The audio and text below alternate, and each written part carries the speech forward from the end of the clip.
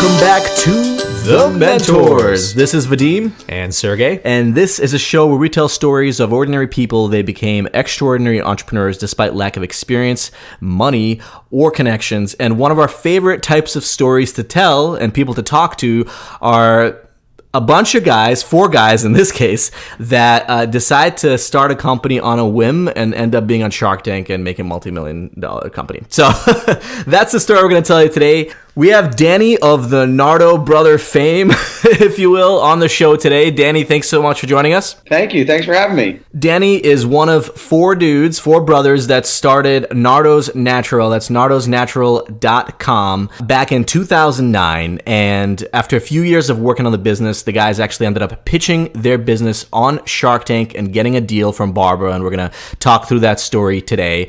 But they bootstrapped their business until then and ended up getting to a point where they're selling in 50 states. They've been named top entrepreneurs under 30 on Forbes. They've been on Good Morning in America over 7 times in just 2 years, and they've actually been a top-selling product on Good Morning America, which is actually a huge thing to say because just in a few hours you can generate $250,000 in sales there, as we just learned. And overall, these guys are awesome. What I love about your story, and Danny has actually been kind enough to speak to my class that I teach, the entrepreneurship class, a couple of times and tell his story. What I love about this story is you guys always kind of go by your own beat and always do your own thing. And I think that's incredibly important because so many people try to look for the right formula, the right way to do something. And I think you guys have always done things your own way. But I want to hear, kind of go all the way back to the beginning.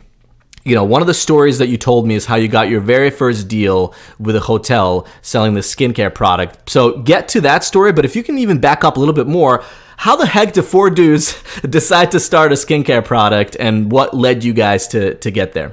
Yeah, it's not normal, right? I mean, 4 guys playing around with their mom's makeup. No, it's not. I mean, it's crazy. We were just graduated college. That was the first thing. Our parents growing up said, you got to get college degrees. You get, that's standard. You go get a degree, you get a job, you go 9 to 5. That word entrepreneur really didn't exist in our vocabulary, and it's not quite the word it is today in everybody's vocabulary. It's pretty popular now. But so that's what we were doing. We graduated college, and then we all looked at each other and weren't sure what direction to go after that, as many college graduates feel. You know, I had a job out of college for about 8 to 10 months, and every day I was staring at the clock at the wall, 4:45. It's 4:45. I got 15 minutes to go, and I'm out of here, baby. Got to fight a little rush hour to get home, and that's it. And after all these months of just counting down the clock on the wall, I just analyzed and said, is this what I want to do every day? Do I really want to just get through the day to be the weekend warrior? And no. So and it was pretty cool because I graduated college early. I was a little bit of a dork. But I also did it because, we had 4 boys and my parents helped support us with college and such. So in return, I wanted to help save on tuition. So my goal was to graduate early. And in return, I got a really nice job out of college. I was given I'm a 22-year-old punk at the time, or maybe even 21. I was given a corporate Jaguar, a place to live, a company gas card. I mean, it was unreal. I had 7 employees underneath me. It was my first real position and first real piece of power, I guess I'd say. And it was really interesting to have that and to throw it all away. What was that job? So I was actually a marketing manager for an industrial real estate. So I'd help sell industrial real estate space to those that want to come in, and I got my own little golf cart around the quarry and such. It was interesting. I had a little hard hat. It was neat. Why did they give a 21-year-old the responsibility of having 7 people report under you? Like, what was special about you that they decided to do that? It all dated back to the college days when my buddies were staying up late the night before and drinking, and I was the dork 15 minutes early to class. That's what I attribute it to. It really became, I really enjoyed school. I enjoyed going, I was that person that stayed after and spoke with my professors and, had their cell phone numbers because I ended up being friends with them and wanting to just learn more. And through that, you start to leverage contacts. You start to meet people because, hey, this kid is eager and willing to learn, and he's got what it takes to make it in this world. So some little line like that from a renowned professor to someone who was hiring at a marketing company, boom, you get the job. And And it was really neat. And I performed well. I enjoyed the job. But I just mentioned, I stared at the clock every day and said, is this what I want to do? And I handed over the keys to that fancy Jaguar and that gas card and that apartment they gave me to live in. And I walked away from it. I walked away to a 1,100 square foot condo that was my parents'. They were snowbirds. It was down here in sunny Florida. And my three brothers and I, the four of us, shared an 1,100 square foot condo. I think I slept on the couch and lived off peanut butter and jelly for about 2 years after that. So that's when we came up with the idea that, initially right out of the gate, let's do something, let's work for ourselves. So my oldest brother, who studied health and nutrition in school, imported coconut oil from the Philippines. Mind you, this was, over 10, 12 years ago. Coconut oil wasn't quite the buzzword that it is now. So when I do tell a lot of people this story, they shake their heads, yeah, coconut oil. But 10 to 12 years ago, no one knew what it was. So it was a unique thing that we had in our hands. And by in our hands, we literally brought it into our hands, molded it, and put it into these jars. We had no money. My brother sold his car for $6,000. He drew the short straw. And that was our capital. And I'm very grateful that my parents gave us that condo to stay at while they were away, in Pennsylvania, back home in Pennsylvania, because they were snowbirds. Of course, we tell everybody we owned the place, acted like we were big shots until our mom and dad came and kicked us out. But, we were really just scraping to get by. And we started bottling some of this coconut oil. We were athletes growing up. Everybody played their sports and such. And we had those Gatorade jugs. We put it on the counter on the stovetop. And we filled the coconut oil in the counter and just, poured it out like we're drinking Gatorade after a game. And we poured it in these little jars, mason jars, and we couldn't even afford real stickers. So I had to hand cut stickers and put them on the jar. It was just horrible. It was not appealing for, a woman's demographic, the women out there that wanted to buy an elegant skincare line. It looked like a jar of mud. It wasn't really attractive, and a crooked label and some scotch tape holding it together. It couldn't get any more juvenile. We didn't go to school for business. I went to school for marketing. One went to school for elementary education, one health and nutrition, and the other one finance. So again, we didn't know what it was like to be a business owner. We didn't know, the work. I don't even think I could spell entrepreneur. So we had to learn as we go. And that's why I really liked your intro about how you bring people on the show that had to figure it out. There was no silver spoon. My father's a police officer. My mother's a nurse. Very average background, very average family. And we took this jar into this hotel across the street because my brother sold his car. We didn't have a car. We couldn't go very far. So we walked across the street, and of course they turned us away. Like, yeah, see you later. So it took about 2 weeks. We became really close with the janitorial staff and everybody on the inside, on the lower level, because that lower level was the back door to get up into the spa. So once we were friendly with all the janitorial staff and the security guards, they let us in. And we got up through the back door. And, of course, I go up through the door, and I have, a little suit and tie on. And I'm a firm believer in luck. The harder I work, the more of it I have. And we just so happened to get lucky that day. The skincare, the spa that was in this hotel was looking for a local family business to bring on because they had these billion-dollar companies that they were representing. But they were looking for a local family business, and we just so happened to sneak through the back door that day and meet them.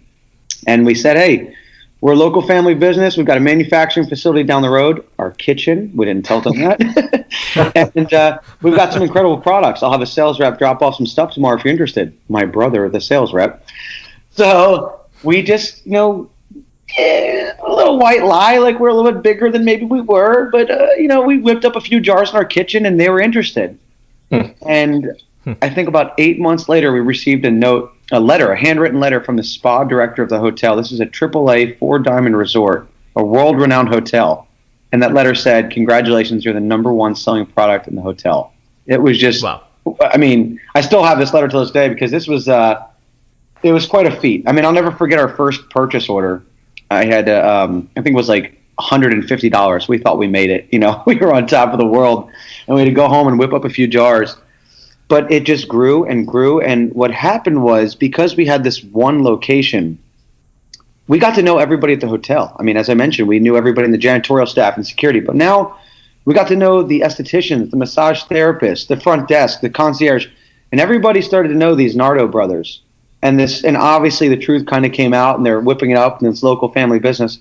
But it became quite a little tale, a story that people enjoyed hearing.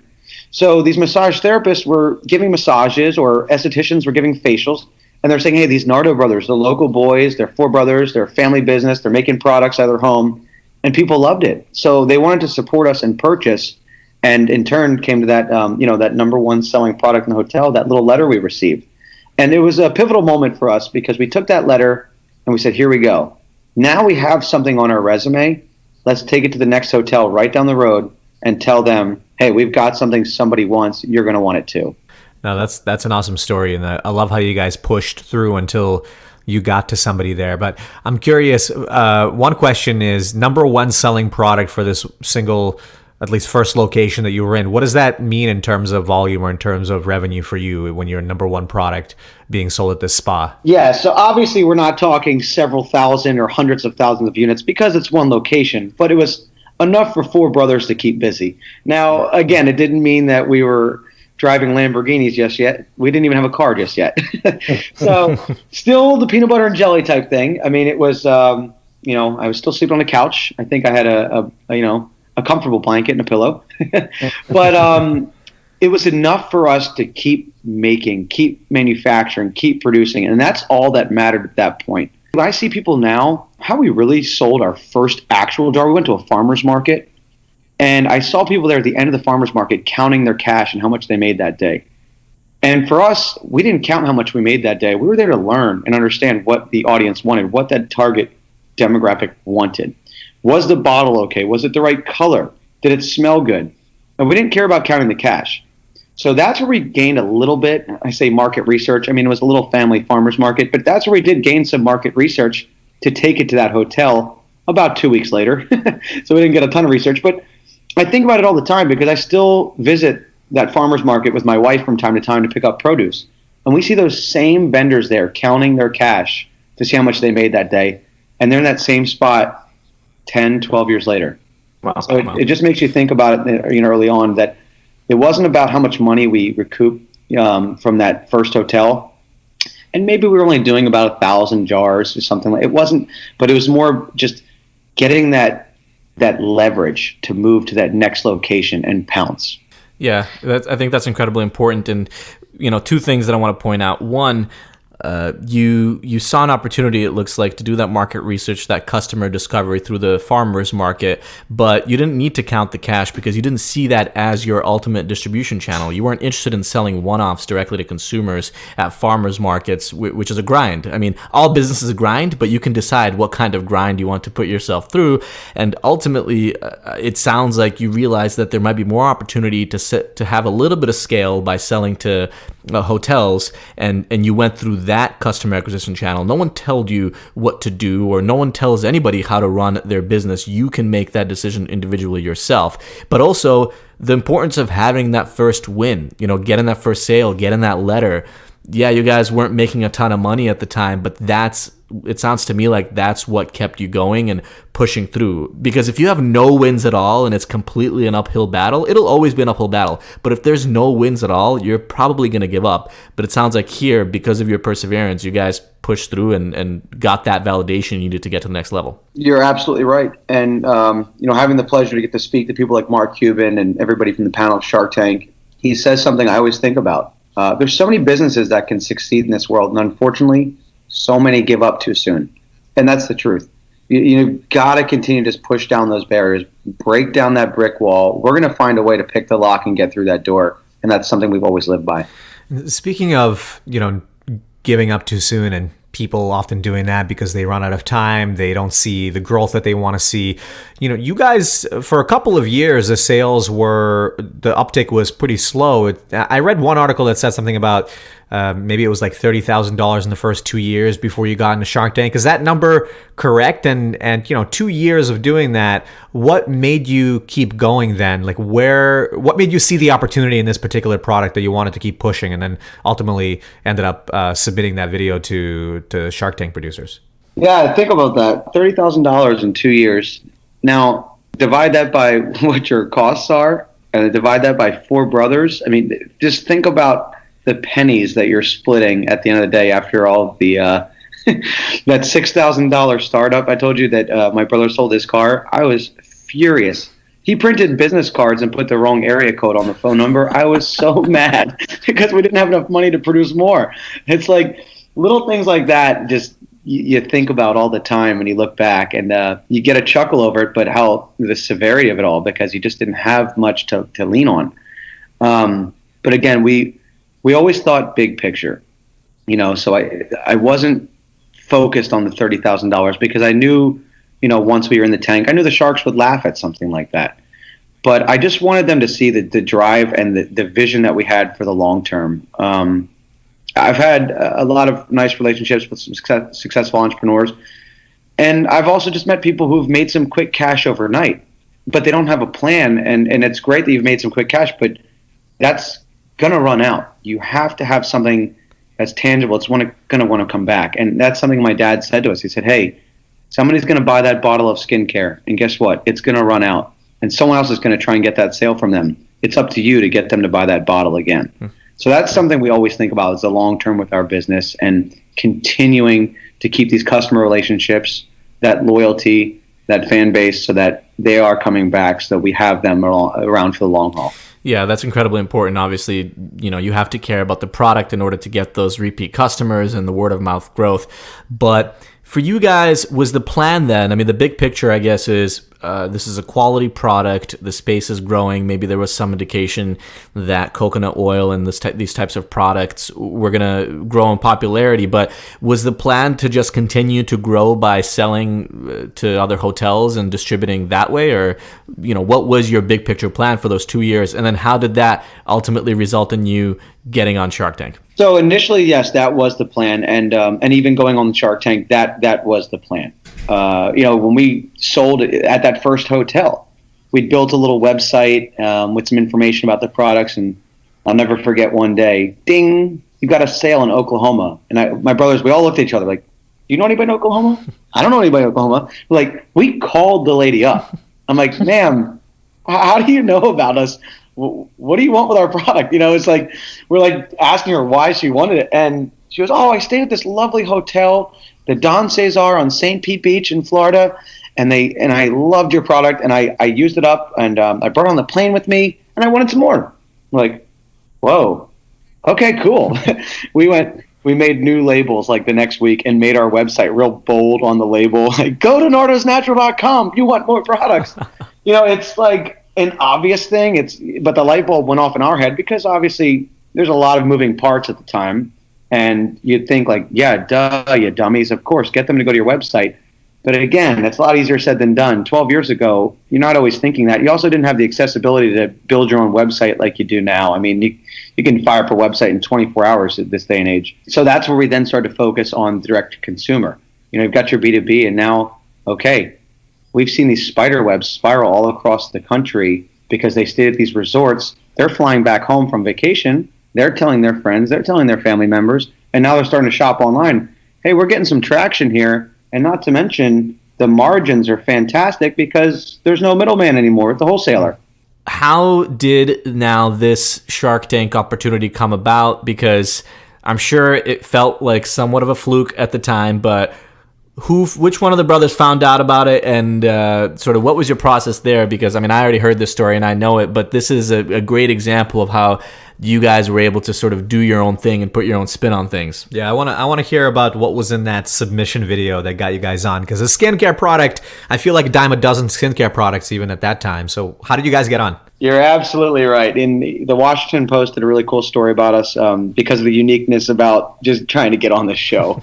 As you mentioned, skincare companies are a dime a dozen. There are a lot of them. What was going to make us unique? What was going to make us think outside the box to just get on the program? But to take that back a second, yeah, my brother, this was season 2 at the time, and my brother comes up to us, my youngest brother, KJ, and he's like, guys, you got to check out this show, Shark Tank. It's really neat. So we all are like, I don't know what swimming has to do with skincare. Like, I don't think it makes no sense. I'd never heard of the show. I had no idea what he was talking about. And it's not quite it's very popular now, as you know, but it wasn't quite as popular as it was back then. So anyway, we started watching YouTube videos, I'll tell you what, we were up all night long just watching video after video after video of season 1, some of season 2. It was so exciting. And once we learned what it was all about, we knew that this could be something that'd be great for us, because we weren't even necessarily focused on the exposure. And I think that's what's diluted the show a little bit, is people go on there for the exposure and the celebrity aspect. We really needed some help. And we were honest and willing to admit that we needed some help. So we thought a shark could really, truly help us and just guide us in the right direction, because we had no problem admitting that we didn't go to Wharton. We didn't go to schools where we're going to learn to, build our portfolio and sell this baby in a few years. No, it was all figure it out as you go. So the first step was just simply submitting an email. And again, this was a long time ago when Shark Tank was in season 2. So I think it was like sharktank@gmail.com. I mean, it couldn't have been any more of this like on the nose. So we wrote an email, and we just simply wrote, believe it or not, these brothers make the world's best skincare. And we're all sitting in a tree wearing matching denim outfits with like these cheesy smiles. And I kid you not, about 15 minutes later, we get a call from a producer that quickly. And she's just like, which one of the brothers am I talking to? I'm like, what? It was so cheesy. We were kind of horsing around. And I tossed the phone in the air to my older brother, Kyle. And he's the one who sold this car. And I'm like, Kyle, she just said we got 5 minutes to pitch our company to her. Go. And he starts chatting with this girl. They're on the phone about 45 minutes until he's like, all right, sweetheart, I got to go. He hangs up on her.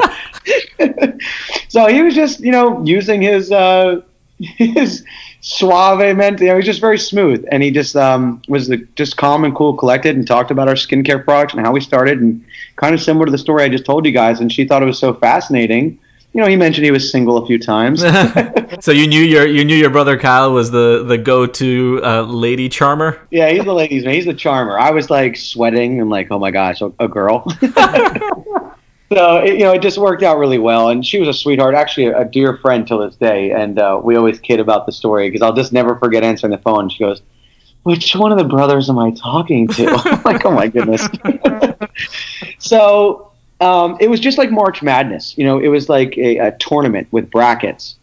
And we thought, wow, I think we did pretty well there. We get a follow-up email. Congratulations, 30,000 applicants between you and the finish line. We're like, oh boy.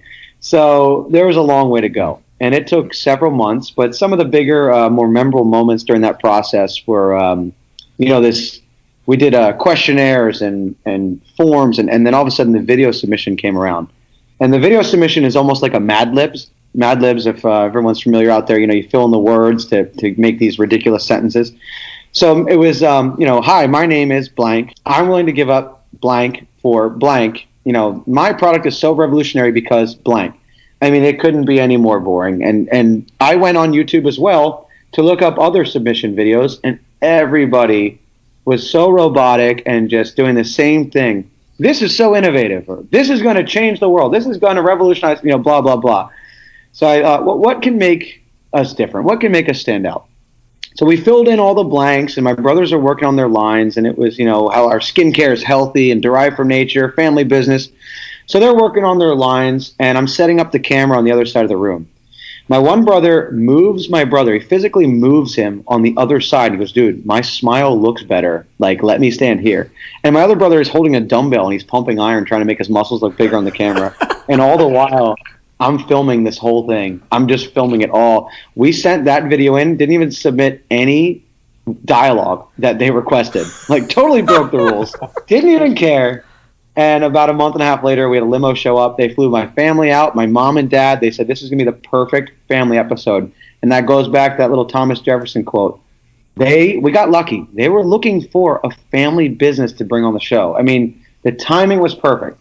And I tell people, I'm not afraid to admit we got a little lucky in this world. But the only way you're going to get lucky is if you get off your rear end. You've got to get up. People come to me all the time with this invention idea, this widget they've come up with. Well, do something with it. Do something. You can't just sit back and think about it. You got to get off your butt. And that's what we did, and that's what put us in that position to be fortunate. Oh, God. This is the third time I'm hearing this story, but I love it every single time. It's so hilarious because A lot of people, they want to follow the rules, or they think there are certain ways of doing things, but as cliche as it sounds, you got to do your own thing, and that's how you guys stood out. Four brothers doing your own thing. And clearly the producers thought in this case that it would make for, at the very least, it would make for a fun episode. And obviously you guys were serious about your business as well, and that just why you ended up getting the deal. Also, what I love about this story is so many people, when they're starting businesses with their partners, they're so worried about, oh, I want to get to do this, and I want to be the face of the company, or I want to have all the important conversations and just arguing over the nitty gritty. But in this case, you kind of knew what to do right away when that woman called. My brother's a charmer. He has that strength. If we're going to have any chances of converting this to the next step in the process, I got to throw him the phone. I mean, that's a split-second decision, but even being willing to give up that responsibility to your brother is part of why you kind of made it to the next step.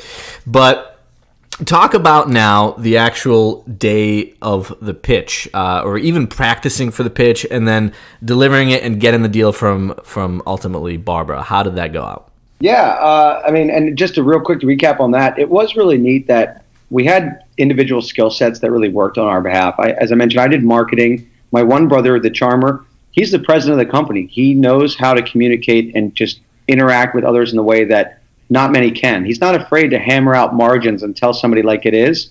And that's why it's very important to be vocal in that position and kind of be the bull. And then we've got the other brother running finance, and then again the other one doing the health and nutrition, actually making the concoctions. So we had like these four heads are better than one. Everybody had their own little skill set, which was perfect. So we hopped a plane to LAX in my dream in a cardigan, and we just started going to the hotel room, and man, we walked up and down the hallways. All these other people going on the show and preparing.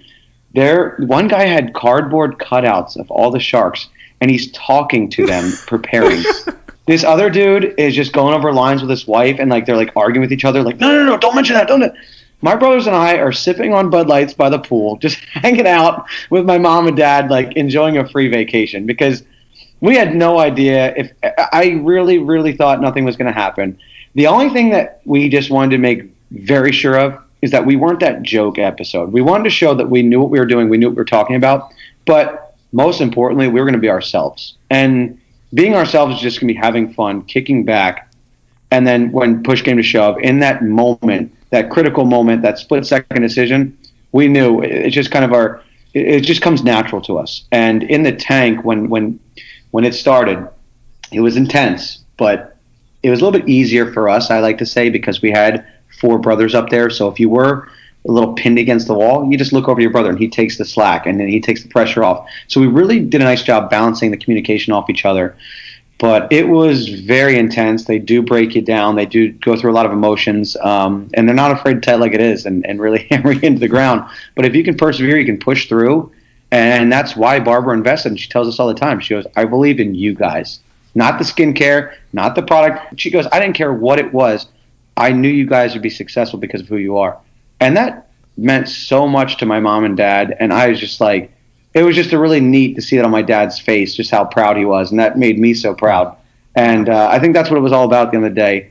We weren't brothers fighting over shares and fighting over how much we make.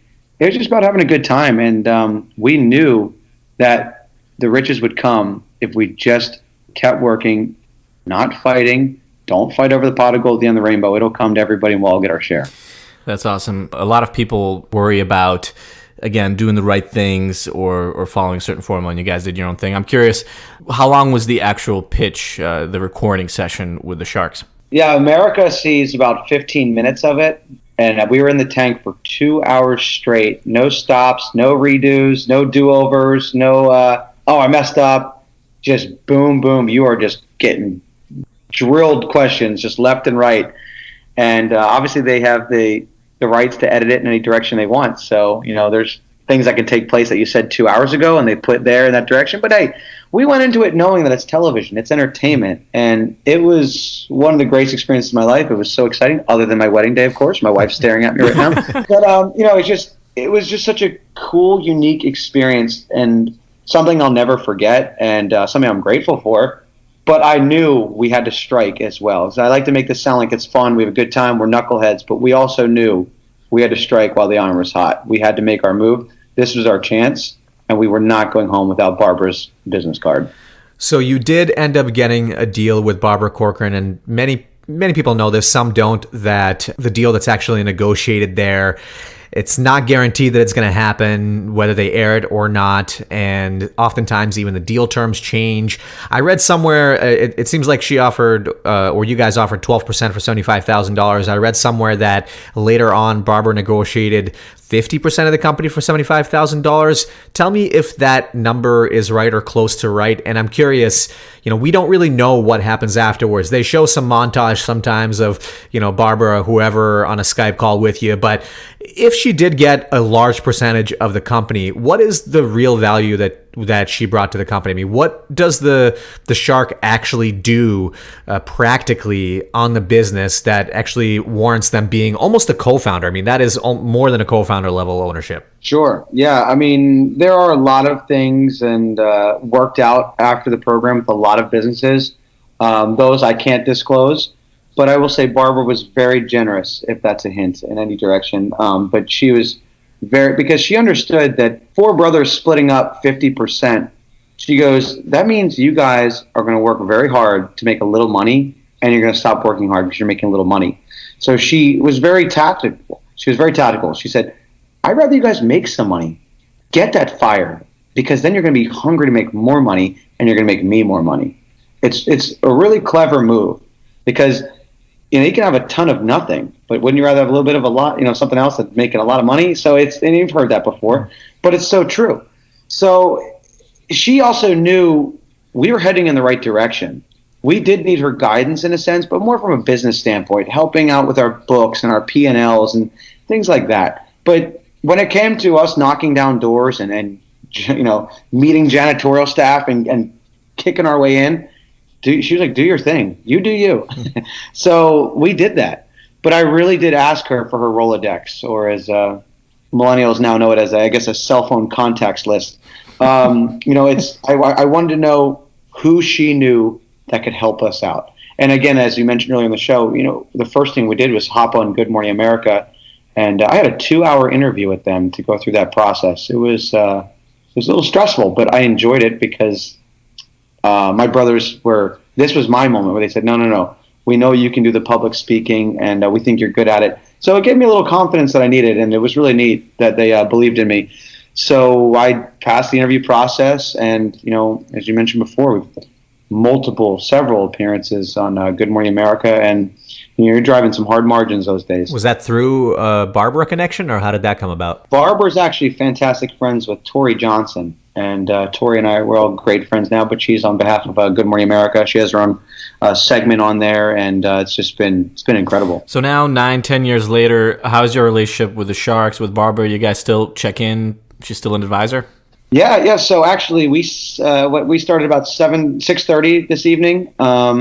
I sent her an email about 6:25. She's the last email I sent out today, actually. So I just was communicating with her right before we hopped on this call.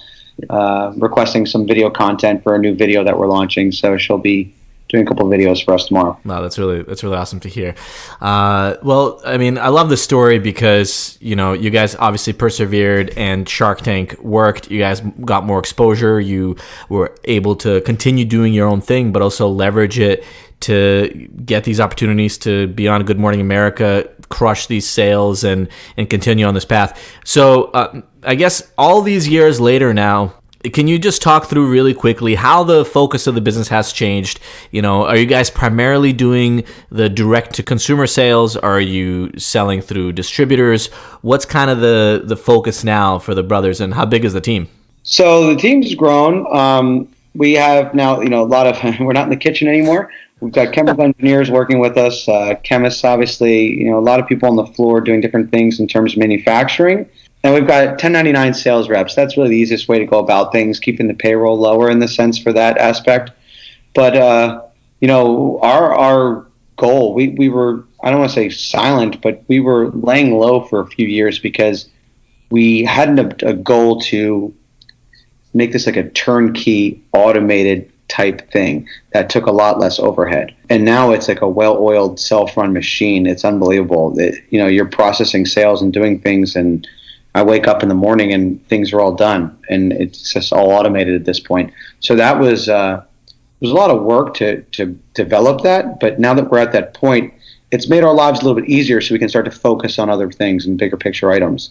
Now, these sales reps, they're selling to distributors effectively, and is that the biggest distribution channel right now, or do you sell a lot on the website still, Amazon and the like? Yeah, we're certainly hitting everything from all angles, really diversified in that sense. But our biggest means of revenue right now is actually private label. So 1 in 4 products you're purchasing today are private labeled. You're getting Chips Ahoy cookie, or you're getting that generic brand cookie.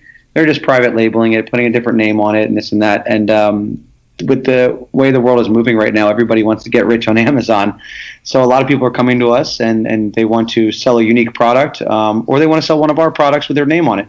So we do a lot of different things, whether it's private labeling, changing the packaging and things like that, or we do contract manufacturing, and they'll come to us and say, hey, I need this exotic ingredient infused into this formula.